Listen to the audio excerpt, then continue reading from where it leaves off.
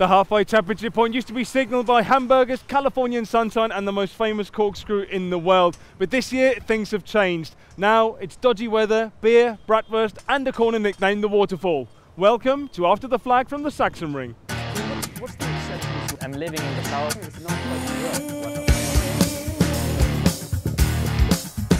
Put the words MotoGP and Germany together and there's really only one person you can come and interview, Stefan Bradl. Stefan, thank you very much for joining us today. Now, I think today you've had an absolutely crazy day. This must be one of your busiest GPs on the calendar. Of course, it is the busiest GP on the calendar.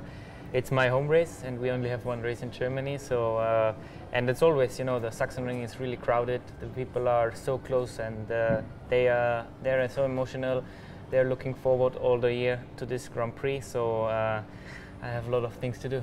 I mean, what's the acceptance like of MotoGP in Germany? You're obviously the sole MotoGP star at the moment, but you live in Bavaria, which is actually quite far away from the Sachsenring. But do you find when you're in and around Germany, people really recognise you on the street? It's strange because, to be honest, it's a bit, especially in this area where we are now, right now, East Germany and around the Sachsenring, the people are really enjoying MotoGP and they're really following it. So I'm really, really famous in this area.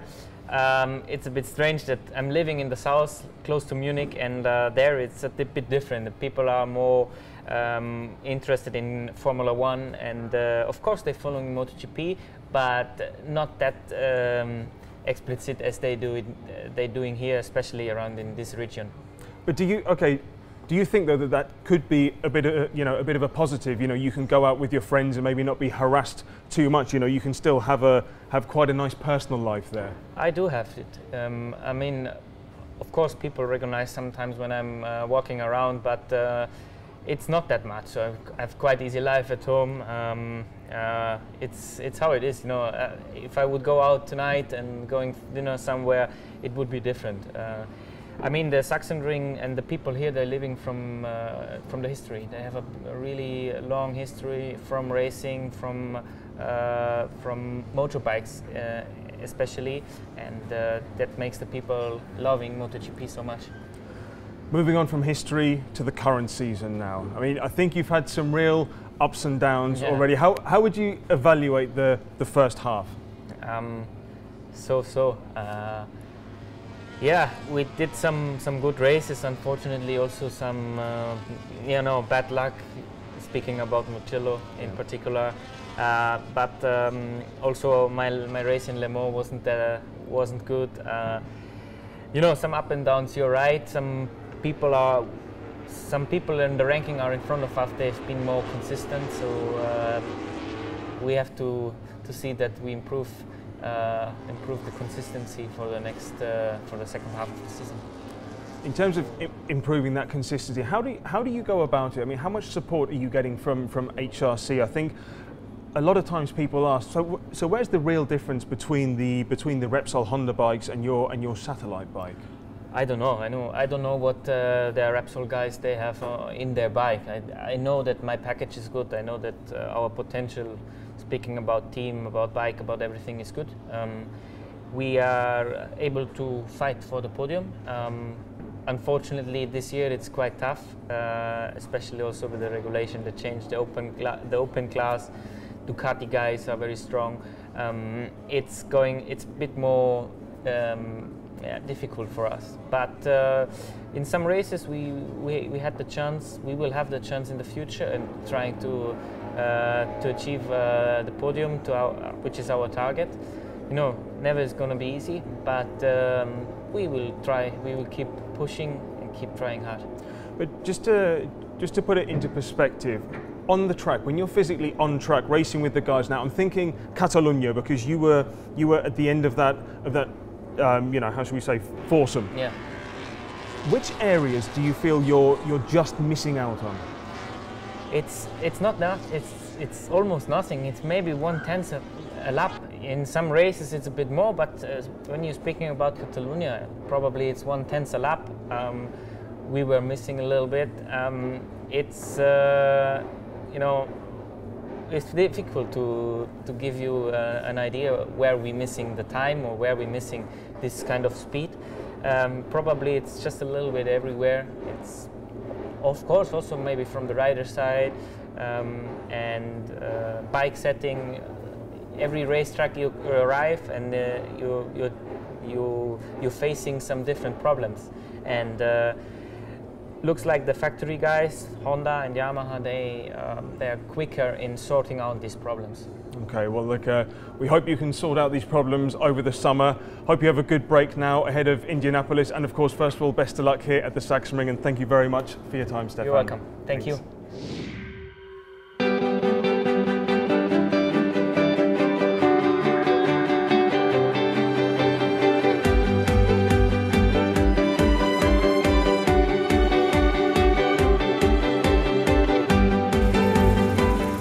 Excuse me, sorry to bother you. My friend Mark's just handed me this. Are you able to look after it? Yeah, for for sure. Follow me. Thank you very much. Perfect. Free of charge, hopefully, as well. Thanks. So there's a big collection of helmets here as well. You've got, it's quite colourful, isn't it? It's a nice place to work. So yeah. we've got a Marquez helmet, a Smith helmet. Whose are all the helmets first of all? Just give us a bit of a guide. Here you have Sandro Cortese. Okay. Here another Marquez, the young Marquez. Yeah. Big collection of the young Marquez. Big and old Marquez. Here is the helmet of the young French rider in Mahindra team, Jules Danilo. Yeah. And just after you have Arthur Cici's helmet. Okay. With his gut. Yeah, that's. It looks like him now. It does look a bit like him. Yeah. He won't mind us saying that. That's no problem at all. This is something we wanted to talk about actually, Michael. The aerodynamic aids on the helmet. That's quite an important part of racing now, isn't it? Yes, sure. And we are very proud of it because we are maybe. I don't know how the other companies do, but we have, for the development of this helmet, we have a big wind tunnel. Okay. I mean, big one that you can put the bike between the, the exit and the entrance of air, with a guy on the motorcycle or with a robot on the motorcycle, and we can get all data we need to for the development of the helmet. Okay. So this is your workspace here, where you're working during the day. Just Yeah. talk us through what you have. There's some very interesting tools Yes. down here, and all sorts of different tools and machines. Just tell us what everything does. Here, first, my best friend. This is the electric cutter tape. I say my best friend because I use, for each T-rough, I use 4 pieces of tape, like that.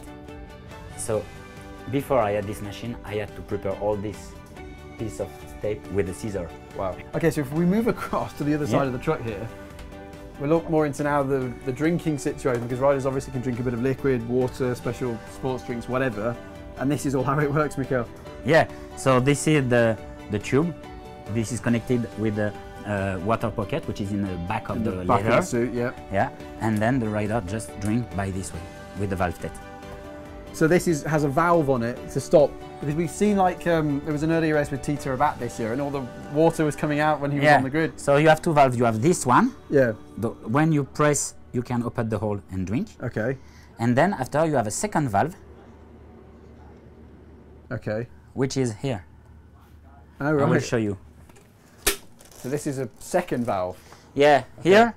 Right. The water goes in only one direction, and you must open the first valve to make the water comes, and open the second valve like that. If you don't open there, here you have a small valve which stop the water again. So now you'll be working here till 8, 9 o'clock at night, maybe? No, this night it will be longer because you stay all the afternoon here. So yeah, that's true. I will complain this is his fault. Just complain to Dormer Sports. Okay, perfect. Thank you. You're welcome. Thank you. Have a great weekend. Thank you. And pit lane was certainly where we had most of the action come race day. Once again, it was a little bit of a repeat. Like in Assen, it started to rain just before the MotoGP bikes were set to head out onto the grid. So the teams had one wet bike ready, one dry. Almost everyone went out on their wet bike onto the grid, but then things started drying up a tiny little bit, and from the front runners it was only Stefan Bradl, the local boy who'd qualified on the front of the grid, who decided to go with slick tyres from the start.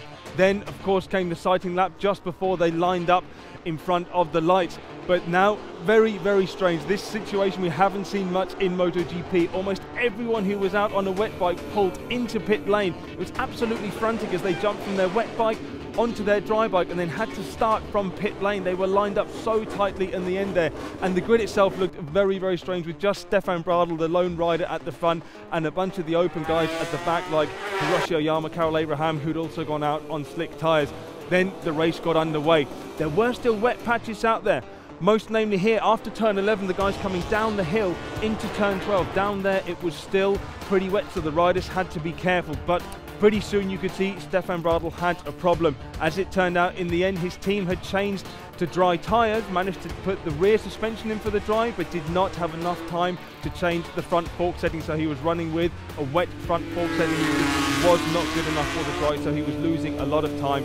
But then the likes of Lavati, the likes of Petrucci, Aoyama, Abraham had some great time up at the front of the race, but once again in the end it were the front runners that came through, namely Marc Marquez leading the pack ahead of Dani Pedrosa. Valentino Rossi was looking strong, but it was actually his teammate Jorge Lorenzo who this time came out on top, putting in a bold move down in the still slightly damp turn number 12, and that's how it stayed until the end. Poor Stefan Bradl being passed back through the field, but once again it was Marc Marquez looking very strong. Dani Pedrosa just not quite close enough, so it was Marquez making it 9 out of 9, and it was Jorge Lorenzo in third. Now behind Valentino Rossi in fourth, it was Andrea Iannone who finished top Ducati. Fantastic race for him, and Aleix Espargaro in sixth. Another great ride for the NGM Mobile Ford Racing rider. Behind them, the Ducatis, Cal Crutchlow, Andrea Dovizioso having a great battle along with the likes of Pol Espargaro and Alvaro Bautista. So all in all, a very entertaining race here at the Sachsenring.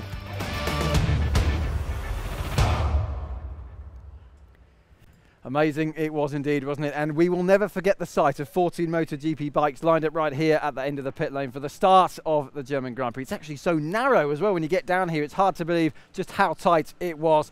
So it is the red light then for the first half of the 2014 MotoGP season. And the championship standings look a bit like this then, 9 races into the 18. Maximum points for Marc Marquez, 225 from a maximum possible 225. 77 ahead now then of his teammate Dani Pedrosa. That means Marquez could actually spend the next 3 races at home and still come back at Misano and be leading the World Championship. Rossi 7 points behind Dani Pedrosa, and it's 99 for Andrea Dovizioso. But I tell you what, it's number 99 he needs to watch out for. Jorge Lorenzo just 2 behind in the battle for 4th overall. Well, I'll tell you what, Giacomo Agostini back in 1970, that's the record at the moment for the maximum number of races to win at the start of a Premier Class campaign. 10 for Agostini all those years ago. Marc Marquez could make it 11 if he wins the next 2 Grand Prix at Indy and Brno. And it's after the next Grand Prix at Brno in mid-August that we'll be back with the next edition of After the Flag. But for now then, it's goodbye from myself, from Dylan, from Nick, from the whole After the Flag team. We hope you've enjoyed the first start of the 2014 MotoGP season. We'll see you then after Brno.